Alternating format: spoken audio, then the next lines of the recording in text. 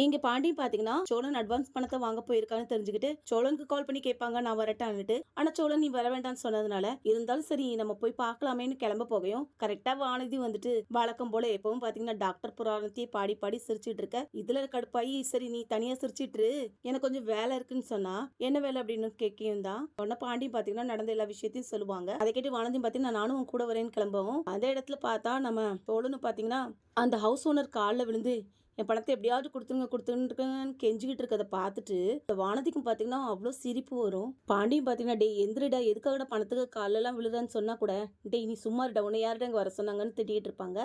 ஒரு வழியா ஓனர் பார்த்தீங்கன்னா சரி பண்ணி காலை விடு நான் உன் பணத்தை கொடுத்துறேன்னு சொல்லிட்டு பணத்தை கையில கொடுத்தது தான் சோழன்னு பார்த்தீங்கன்னா வெளியே வரையும் வானதி பார்த்தீங்கன்னா நம்ம சோழங்கிட்ட பெரிய சீன் இருக்கும்னு நினைச்சு வந்தா என்னன்னு காலை விழுந்து கெஞ்சிக்கிட்டு இருக்கீங்க அப்படின்னுட்டு கலாய்ச்சி பேசியிருந்தான். அதே நேரம் சோழன் பாத்தீங்கன்னா இவளை எதுக்குடா கூட்டிட்டு வந்தேன்னு சொன்னா அவ தாண்டா வரேன்னு சொன்னான்னு சொல்லுவாங்க. அதே நேரம் பாண்டி பாத்தீங்கன்னா வானதி வீட்டுக்கு கூட்டிட்டு வருவாங்க. வீட்டுக்கு கூட்டிட்டு வந்த இடத்துல கூட பாண்டி சொல்லக்கூடாதுன்னு சொல்லியும் நம்ம நிலா கிட்ட பாத்தீங்கன்னா சோழன் ஹவுஸ் ஓனர் காலில் விழுந்த விஷயத்த எல்லாத்தையுமே பாத்தீங்கன்னா வீட்டுல இருக்க எல்லாருக்கிட்டையும் சொல்லிடுவாங்க.